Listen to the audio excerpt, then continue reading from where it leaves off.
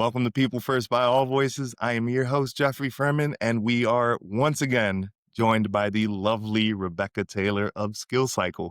Just in case somebody's maybe missed the previous conversation and this is their first introduction to you and all of your amazingness, why don't you give a little intro? Yes, thank you, Jeffrey. I am Rebecca Taylor. I'm the co-founder and chief customer officer at SkillCycle. We're a talent development platform that helps to connect performance management and talent development so that people can actually get the skills that they need to do their jobs. And before I was a founder, I was actually in HR for like 10 or 12 years. So I quit my HR career to co-found an HR tech company that offered technology that I wasn't finding in the market when I was actually doing the job.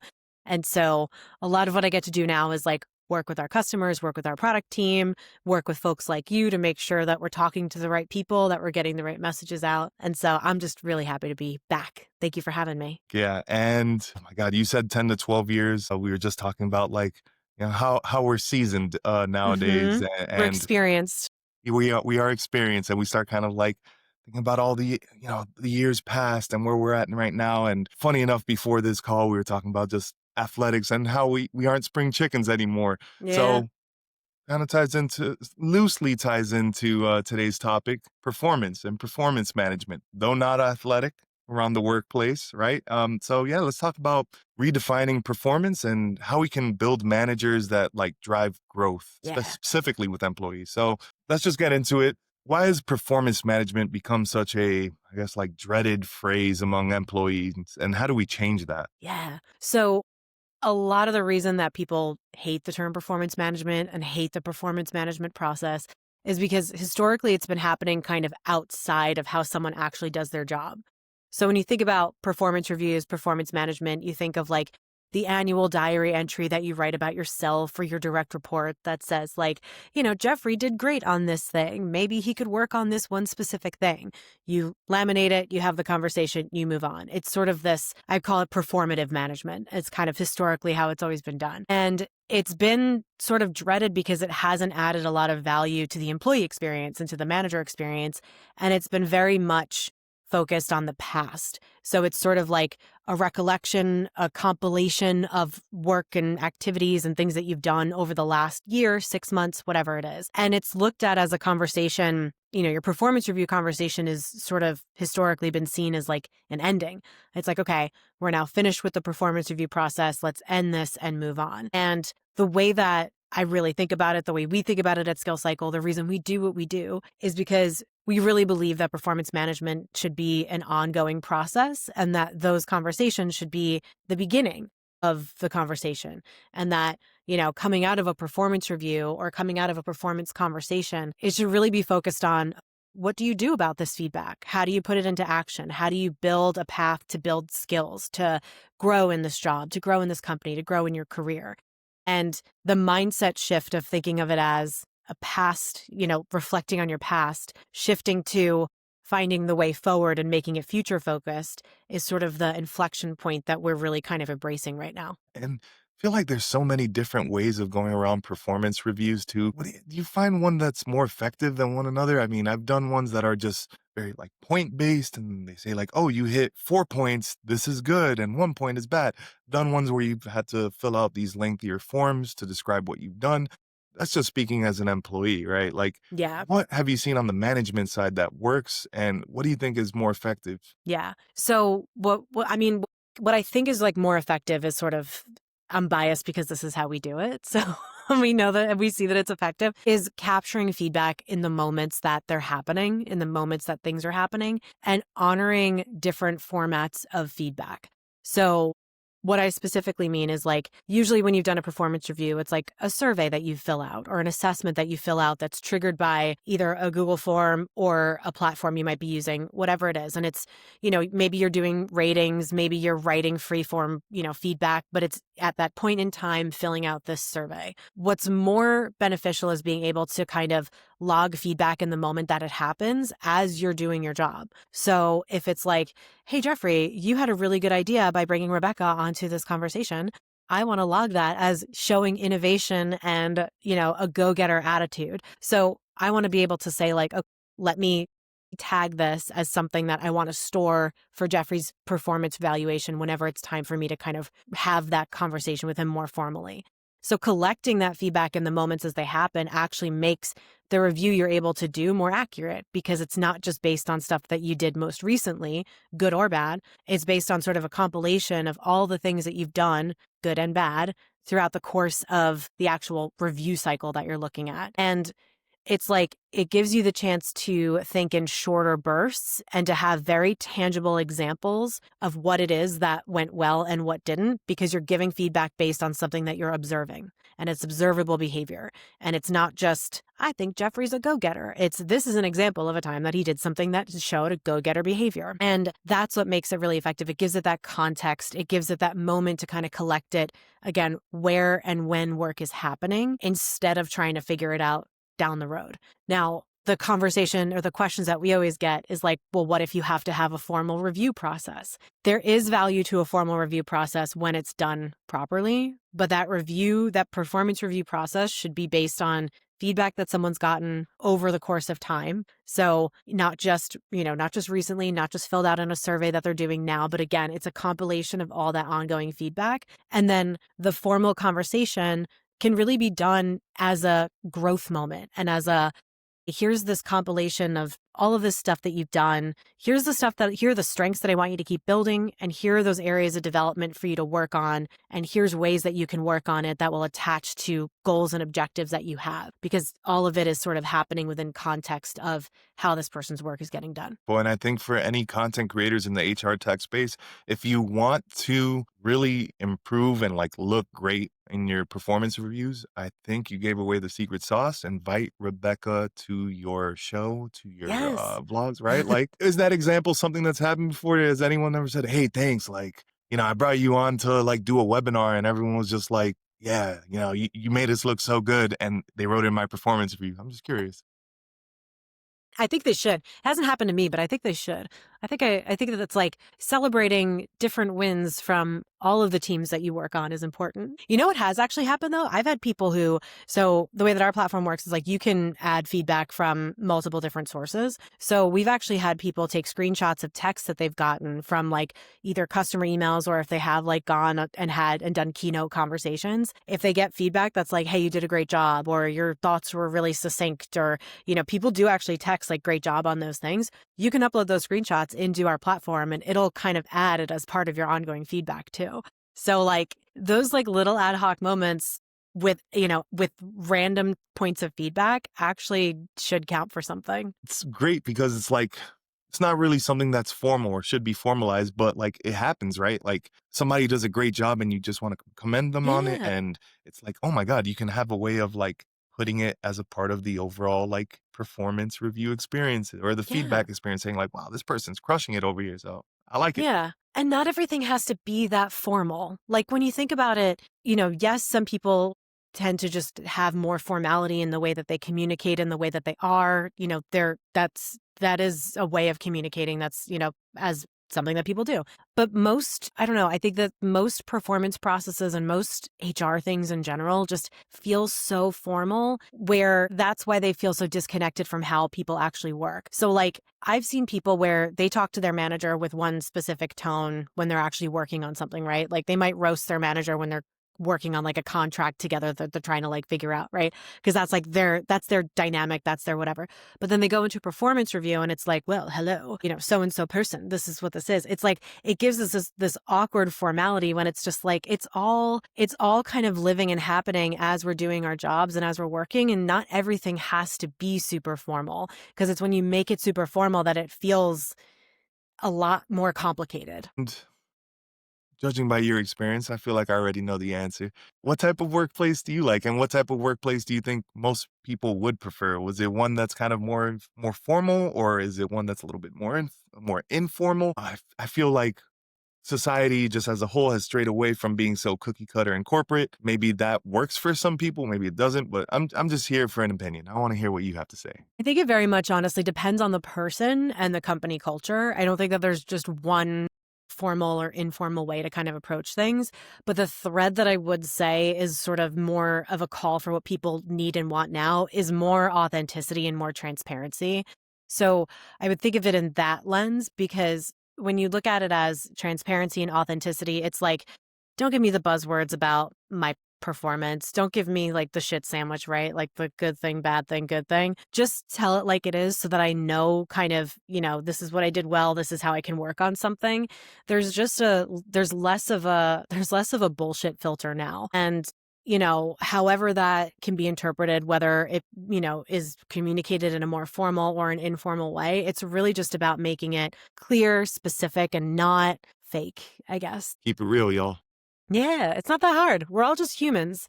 We're all just humans. We're just trying to do our jobs and just make sure that we can feed our families and find fulfillment in what we're doing. But at the end of the day, like, it doesn't have to be that scary and complicated. It can just be real. And there is one thing I will say is that there is sort of a fear of giving feedback historically. And when I say historically, I mean since like 2008, when, the economy crashed and everyone started cutting their programs, there's been a lack of investment in training, development, upskilling, things like that, specifically around leadership style skills and soft skills, as they call them. I call them durable skills, core skills.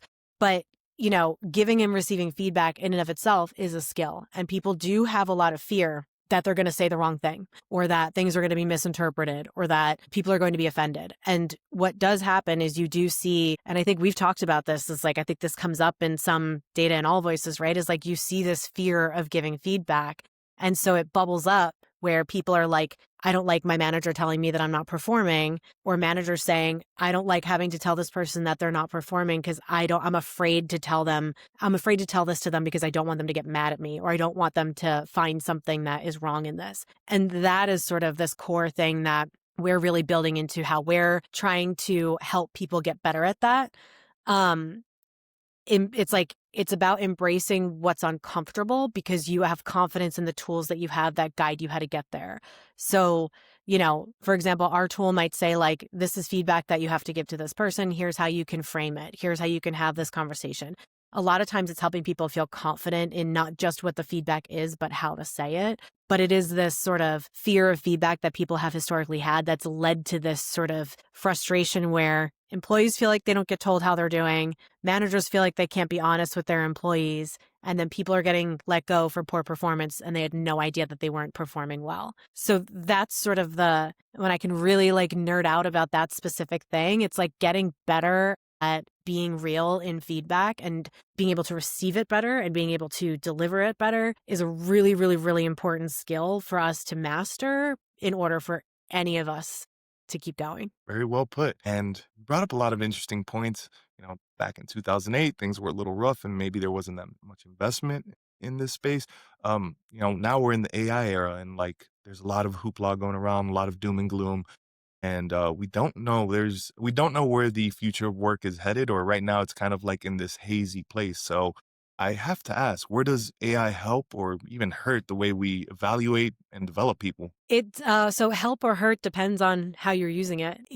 Like anything, AI can be weaponized. I think that there's the way that it can really be helpful is if you're using tools if you're working with vendors that are using AI in an ethical way and who are really thinking about how AI is a sort of an enhancer of our skills. It's kind of like, I don't know, putting salt on already delicious food. It's like the flavor's already there. You're just bringing it out. That's sort of the way that AI can really be very beneficial and helpful. But you have to look at it as AI can't do your job for you. I don't care what anybody says. I know everyone's like, oh, everyone's replacing all these jobs. No, no, no. AI cannot do your job for you, especially when it comes to how you're interacting with people, and especially when you're looking at it from a management and a leadership perspective. So having and building AI literacy is like the key durable skill, core skill, soft skill right now. Because what it does is you can use a tool like AllVoices to surface, themes and trends, right? You can use a tool like SkillCycle to surface themes and trends, to get directions on here's what you can do and here's how it can help. But at the end of the day, you as a human have to kind of look at what that recommendation is and say, does this check out? Like, is this truly accurate? Is this truly the right approach? You do have to apply a lens of agreement, a lens of criticism to just make sure that the recommendation is truly the right thing that's there. So it's about getting you 80% of the way there. as far as a recommendation, a body of work, whatever it is, so that you can use your literacy to vet the product that AI is delivering to you or the outcome that AI is delivering to you. And then you take ownership of the 20% of actually implementing what's being said. So I think AI can be a great equalizer in a lot of ways when it's used properly and when it's not weaponized. Yeah, and that goes across any industry, right? Like, um, Right. Yeah. That's yeah, that's hell yes. That's all I gotta say to that. And that was terrific. I think let's also hope that businesses don't give up on performance management and maybe stop investing in it as much. I feel like it's something that's needed, and I don't think AI is ever going to be able to replace human judgment, empathy, and all those soft skills. We still need to speak to others. We still need like our creativity, our critical thinking, all these different things that robots can't do that. And I hope, by the way, 10 years from now, this doesn't get surfaced by AI and I was wrong. And all of a sudden, some Terminator situation happens, but AI is whatever. laughing at you. I mean, it's Yeah. why we always have human coaches on our platform too. So we started as a coaching company, just helping companies connect their employees to executive coaches and human coaches. That is always an element of what we have and do. Because again, sometimes you do need a human to help you with the empathy part, working through different things and actually activating your development plan or focusing on the different goals and stuff that you're setting. Because even with really good AI, doesn't replace human empathy. It doesn't replace human judgment. And again, if AI surfaces this, like you said, in 10 years and it laughs at us, then it laughs at us. But I just don't think that's going to happen. Hey, you heard it here first. Rebecca and I are starting the resistance. So let's stick together.